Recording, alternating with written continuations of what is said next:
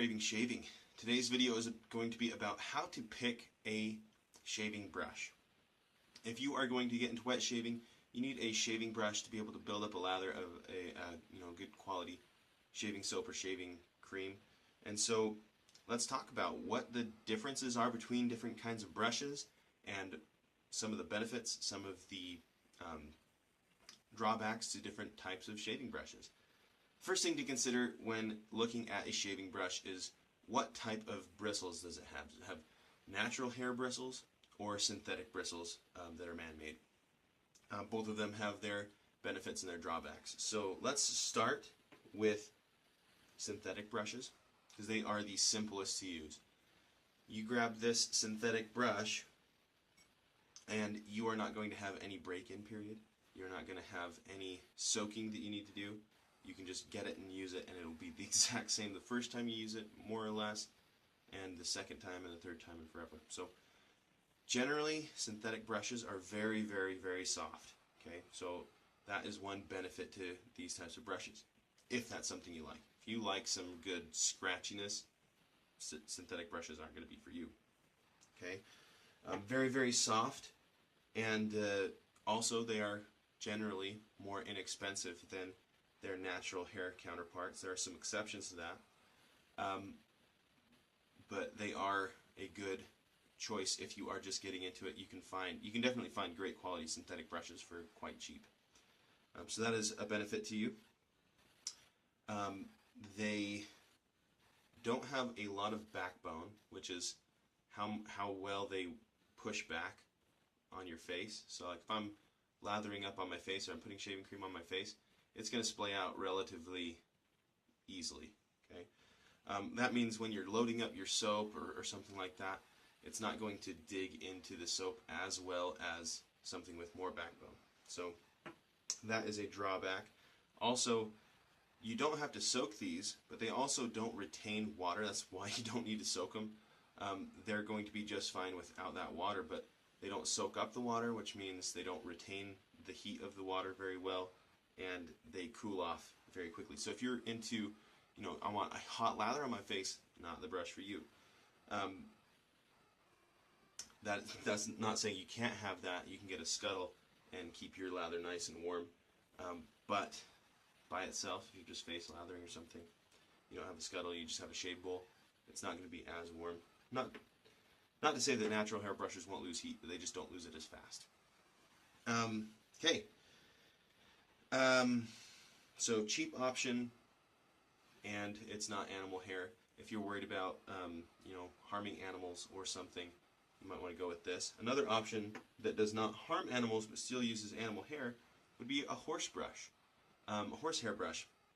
This uses mane hair and tail hair. They don't harm the horses to get that. They just trim the hair off. So that would be an option for you if you are worried about that. Horsehair brushes are just making a comeback relatively recently.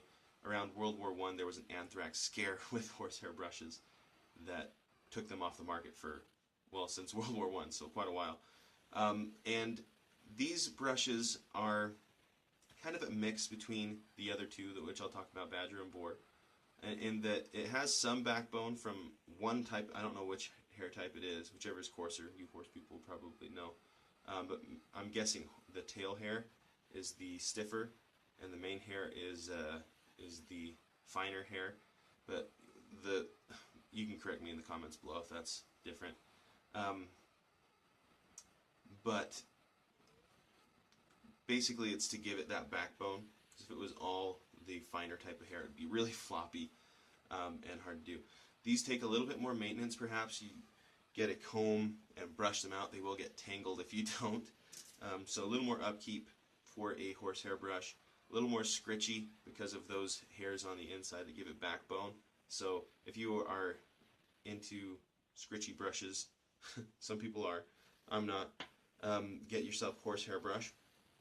Another great option if you are looking for a relatively inexpensive, actually quite inexpensive brush that uses natural hairs, get yourself a Boar brush. This is an Omega Boar brush, and they have the most backbone out of any other kind of brush. So they will load up a soap, no problem. They'll whip up a lather, no problem. They do start out with very coarse hairs, and a lot of scritch, but that breaks in, that goes away as you use it. So don't get a Boar brush and use it once and go, this is awful, and chuck it if you want a softer brush. Use it, break it in. I have a video about how to break in a Boar brush you can go check out. But use it for a while, get those hairs softened up, and then give it a go. And I think you will like it just fine. This one's $10. You can find other ones that are nicer than this one for definitely under $20. So it's a good, inexpensive, natural hair brush option for you. And the last, and I would say the last but not least, would be badger brushes. Kind of what's thought of as like the best hair for a shaving brush. And I can go along with that to some extent.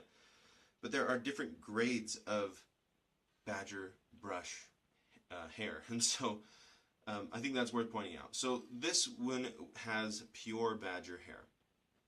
And pure is the lowest grade. This is kind of just dark brown color. Nothing, kind of special looking about it. And if you look closely, let me see if I can get this on here. The ends are just kind of chopped off.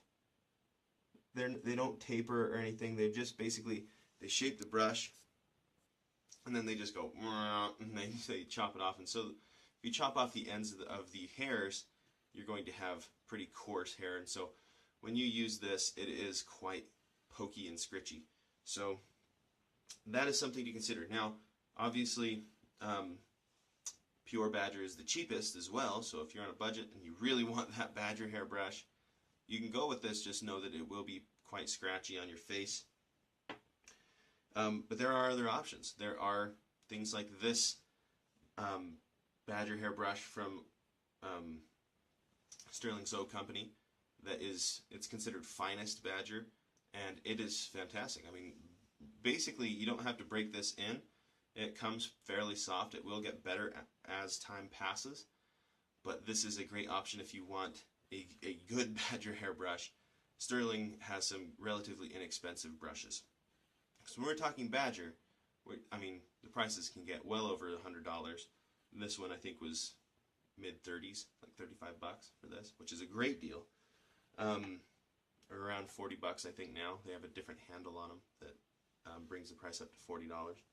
But still a great deal for a good badger hair brush. Really dense, really great tips on these finest badger. There is one other grade higher than finest, and that is silver tip badger. And silver tip is kind of like the creme de la creme of shaving brushes. I don't have one, but they're just supposed to be really, really soft tips, really good backbone. A lot of times they're packed really tightly. One downside to this badger hair brush is that it kind of is a hog of your lather. It will stay down in the brush, and that means, when you're lathering up, you kind of have to squeeze it out if you want to get all of the lather out. So that's a downside. But otherwise, this one isn't scritchy or scratchy, but it does kind of have a good face feel. It has a good scrub to it, even though it's quite soft. It's not synthetic soft, but it is quite soft nonetheless. So other things to consider is how wide you want, this is called the knot, how wide the knot is. The wider the knot, the more face coverage, the more lather your brush will hold. However, you let go of control when you're getting bigger. So if you want more control, get a smaller brush. I would say average would be about like this, a 24 millimeter knot. And I don't know, the small end, like if you want a small travel brush, I know they get as small as like 18 millimeters. And they get as big as 34 millimeters. Razor Rock has a 34 millimeter synthetic knot out there that's just huge.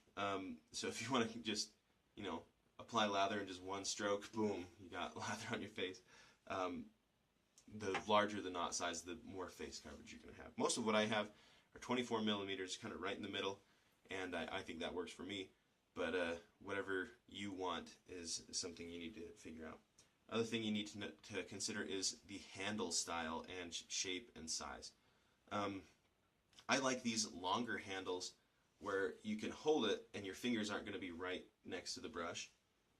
To kind of show you the opposite, I mean, this one has a place where you can hold it here, but I mean, my hands are so big that I can't do that very well, so I'd hold it probably up here. My fingers get all in the lather. That's something to consider if you have big mitts like me. But most of them will have a place for you to kind of just rest your hand and put your fingers, a little divot somewhere in the middle. So maybe get a ruler, and measure, how far your fingers go, and then take a look at brushes online. I will say you're probably not going to find a good shaving brush just at Walmart, right? I think sometimes they do sell shaving brushes. In fact, my first shaving brush I got was at Walmart. You can find them at CVS. Sally's Beauty has a really inexpensive one, but they're not very good quality. They generally lose hairs, which is normal. You can expect when you first get a natural hair brush, some of the hairs are going to fall out. As long as it's not shedding like a golden retriever in the summertime, I think you're alright. You'll lose a few hairs at the beginning. If it continues to lose hairs, though, you might want to talk to someone about that. But yeah, you're going to want to probably go online to get a good quality shaving brush. Look at reviews, all of that good stuff. And some good places to go. I'll give you a list of some websites. West Coast Shaving is one of my favorite places for good shaving brushes. And they have some nice handles like these. Both of these are from West Coast Shaving. So if you want a fun handle, that's a good place to go. They also have, normal black handles, and they're a little cheaper. So that's a good place to go. Sterling Soap has some really good quality, inexpensive brushes as well. Maggard razors and Italian Barber are great places to go online as well. You can find some great brushes on Amazon or eBay. You can also find some poor quality brushes on Amazon or eBay. So be careful. Make sure you're looking at reviews and know what you're getting. But hopefully this video helped you understand the differences between different types of brushes and will help you go out and get a good brush to start shaving with. Thank you very much for tuning in to Craving Shaving. Hope you have a wonderful day.